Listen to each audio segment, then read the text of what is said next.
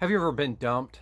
Have you ever been in a relationship that didn't work out and you felt heartbroken? Well, it happens to all of us, even the best of us. So I want to tell you some of the things that I've learned that will help maximize your chances of having a successful romantic relationship. All right, well, let's get started.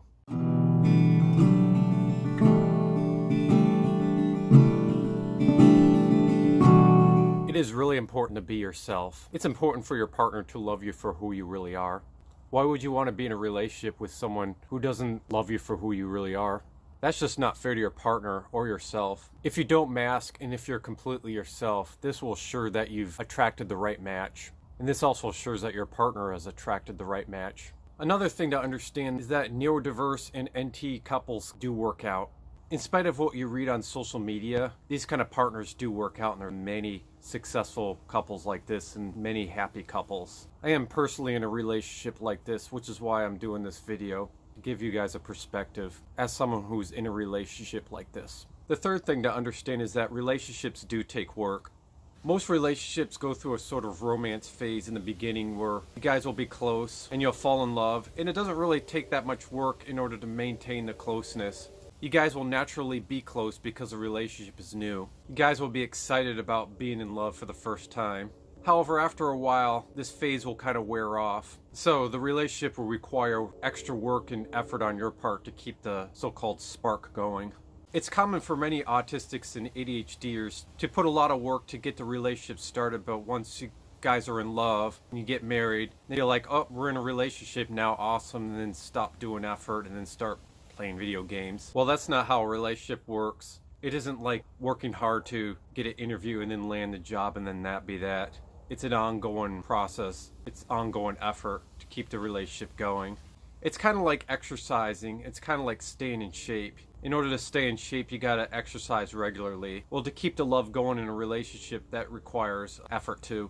We all have busy lives, and when you have kids, it takes even more work. However, it's really important to schedule time to still have romantic dates. Try to schedule time at least once a week to have some romantic time together. Like go out to dinner, do something fun together, see a movie, take a walk around the park. Try to think of something different that you haven't done before. Travel to a new place, or even go to a new museum in your local area that you didn't even know existed. That would be fun. And this segues to number 5. And that is, try to do as much stuff as you can together. Not every person is exactly alike. We all have our own interests that we like to do alone. Like your wife might be into a certain type of show while you might like to play a certain game on the computer, and that's fine. However, when you do fun things, it's very important to try to do as many fun things as you can together. Like for example, say you wanted to see this movie you wanted to see really bad. See if your wife wants to watch it with you.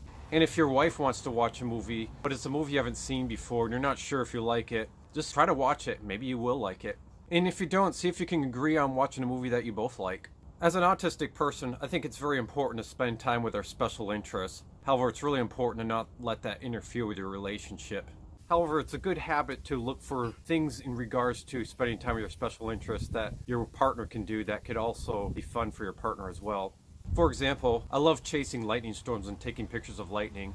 However, my wife is not as interested in it as I am. However, we can still make it a fun event together by doing stuff that she likes during the storm chase, such as going out to dinner after, or taking a walk by the beach after the storm hits. If she doesn't want to go, I could always buy her some dinner and bring it back home, or can get some grocery shopping out of the way as I head back after the storm.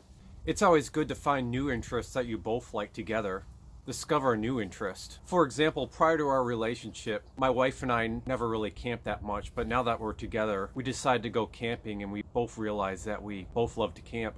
Number 6, and this is an important one, don't let our disability, such as our autistic struggles and ADHD struggles, cause your partner to put more work into our relationship than we do. Due to our struggles with autism and ADHD, such as maybe our social skills, reading nonverbal cues, executive functioning, meeting deadlines, not forgetting important appointments, a good loving partner will often watch your back with these sort of things to help you not forget things like appointments, for example. And this can be a wonderful thing that your partner can do for you. However, it can require more work on his or her part in order to watch out for you in these sort of things. And if your partner already has a lot of other things that your partner is dealing with or worrying about, this can really take a toll on your partner. So first off, it's always important to keep working on coping with your challenges in regard to your autism and ADHD. For example, if you can learn some coping strategies to not forget appointments, your partner won't feel like they have to look out for you as much. And then they can spend their energy on other things and then relax more. We may not be able to fully eliminate our struggles. However, it's important to try to cope with it as much as you can. And then another thing, being that you're aware of these struggles, it's important to try to compensate by helping your partner out in other ways. Try to be aware of the areas that you are good at, then try to be there for your partner by providing in those areas. For example, if you have ADHD, your partner might have to spend more effort to look out for you to prevent you from missing appointments. However, if you're good at hyper-focusing on doing projects in the house like fixing the sink, that could be a way you can help your partner out in return. Then you've balanced your way of meeting each other's needs. The last thing you want to do is make your partner feel like they're putting more work in the relationship than you are. So if you're neurodiverse, such as autism or have ADHD, and you're aware that there are some areas that you really struggle on, it's really important to identify your strengths that you can provide in the relationship and make that a top priority to provide in those areas. Some other examples is that if you're good at cooking, cook more meals. If you're pretty good at fixing things, then take the extra effort to fix things that are broken in the house so you don't have to hire a repairman. And it's also important to let your partner know that you constantly try to work and improve on the areas that you do struggle in. This will give your partner a sort of peace of mind, so that way they don't feel like they have to keep looking out for you, which can be stressful over time and eventually exhausting. And lastly, pay attention to your partner's needs. Pay attention to what your partner wants. If you're not sure at the moment, ask. Pay attention to what your partner's feeling. Pay attention to her emotions. If she seems upset about something, ask her what's wrong. If she seems mad at you about something, ask her what's wrong. And then when your partner tells you, try to listen without being defensive. Let her finish what she's saying or he's saying. If you guys have a disagreement, allow your partner to explain her opinion first and then paraphrase your opinion to let her know that you've listened. Then actually think about that person's opinion, then tell them your opinion. If you listen to their opinion first, you might actually change your mind.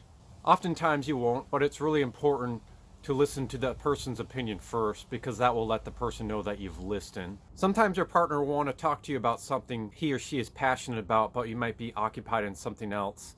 It's really important to stop, and then even though you may want to continue to do what you're doing, it's really important to stop and give your partner time to speak what's on her mind. It is important to try to take care of your partner's physical, mental, and emotional needs. Another important tip is communication. Communication is the key. It's important to communicate everything that's on your mind and not hold any secrets, because trust is the key. If you're with that special someone, why hold anything back anyway? That's just silly. If there's something that you feel like you need to hold back, don't hold it back because there's a reason that you should talk about it. There might be an issue that needs to be discussed and worked through. If something is bothering you, learn how to use I feel statements such as I feel blank when blank instead of using name calling. If there's something you want to do, let your partner know. If your partner wants to tell you something important, make sure to listen. That means if you're playing a game, put the game down for a second, put it on pause. Then when your partner's done explaining that important thing, paraphrase it by repeating it back in your own words. This will not only let your partner know that you understand what they're saying, you'll also understand it too. As us ADHDers, it can be easy to drift off, but paraphrasing the main points helps us focus. And it's also helpful for us autistics, which might have trouble implying certain information. Paraphrasing it will be a way to know for fact that you understand the information right accurately. And this will give your partner confidence that you'll understand and be able to communicate even if you do have communication challenges. It's a great tool to use. And open communication can be important when making love too, because it's a way to understand where each other's needs are in that department. Because if you don't know, then lovemaking won't be as fun and intimate. And when it comes to our sensitivities, our sensory processing struggles, it's important to be clear on what areas struggle when it comes to our sensitivities. Do certain lights or sounds bother you? Be clear about that. If it's hard for you to grocery shop, maybe you can communicate with your partner a way to compromise. For example, maybe you can come up with an agreement where when you grocery shop, you can help grocery shop for 10 minutes and then take a 5-minute break if that's better. And then when you're done, go back in the store and finish helping the shopping. Or maybe you can agree on ordering stuff online.